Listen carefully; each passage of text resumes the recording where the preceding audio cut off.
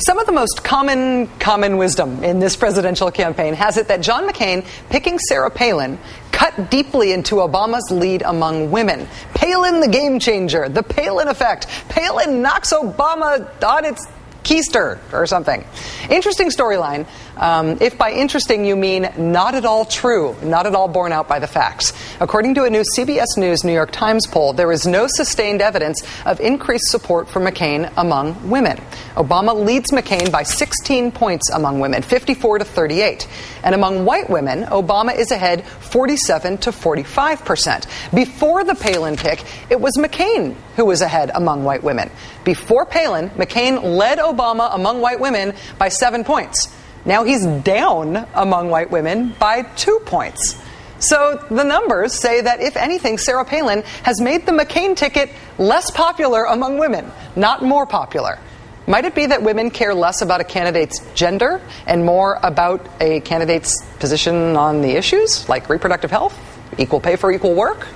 One note, we hope to have someone from the McCain campaign or another Republican guest on the show tonight to talk about this issue, as we have contacted them about other issues on other nights. But no matter the topics, thus far at least, they have repeatedly said no one is available. We've got a list of some of the guests we've hoped to have on so far. We haven't even been on the air for that long. We've asked all these people so far to no avail. We sincerely, honestly, truly hope that one of them will join us soon.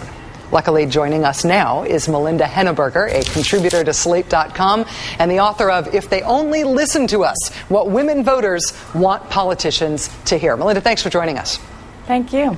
The Obama-Biden ticket saw a 21-point super bounce among women voters in this week's New York Times poll. What do you think explains that big move in the polls?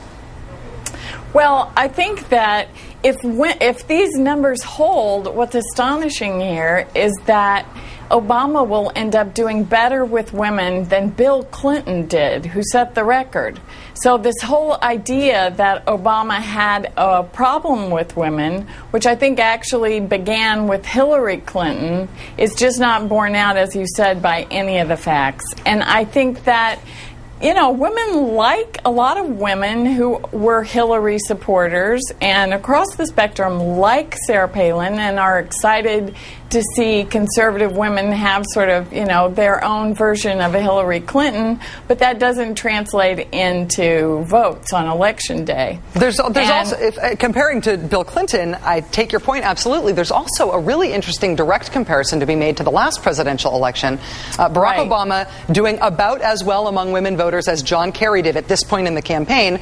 But when you compare John McCain to George W. Bush, McCain is actually doing significantly worse than George W. Bush did with women, and McCain has a woman on the ticket.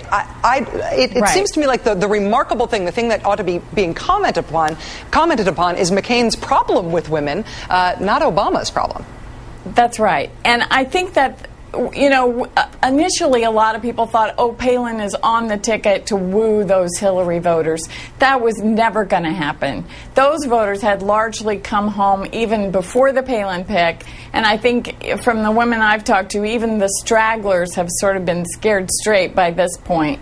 I really think that even though they may not like seeing her attacked or perceived attacks on her in the media in the same way that they didn't like that when it was Hillary Clinton on the line, that does not mean that they're going to support her. And in fact, as you say, on reproductive rights, on the economy, I think a lot of that bounce among women was on the economy, and the extraordinary events of this week, I think, have really benefited the Obama ticket with women as well as with men. I think that there's two policy ways to explain this. One is that we know that women tend to be disproportionately interested in economic issues in terms of the menu of options that we all vote on. And so when things are good for the Democrats on the economy politically, that will probably disproportionately show up among women voters. There may also be an anti-McCain-Palin vote on some issues of specific concern to women voters, like reproductive rights, equal pay for equal work. Do we know where to look for evidence of that? You know, on the equal pay for equal work, the reason I tend to think, even though that certainly can't be doing McCain any good, since he didn't show up for the vote and said he would have voted against it had he shown up, I'm not sure it's that, because John Kerry honestly talked about that every day in '04. He couldn't have talked more specifically about equal pay, about the glass ceiling, about protecting Roe, and yet that didn't translate at the polls. So I'm not sure it's as much that as it is the economy, and it is just in these times looking at Palin's experience versus, the excitement that she really has in the base of her party. I mean, in St. Paul, as you know, those Republican women who were at the convention, I talked to a lot of women who were in tears. They were so excited to finally feel represented by someone on their ticket. But I don't think that she's winning over those swing voters, and certainly not those Hillary voters. It's not translating across the board. No, blowing up the common wisdom here. Not. Thank you, Melinda Henneberger. It's great to have you here. Melinda Henneberger is a contributor to Salon.com.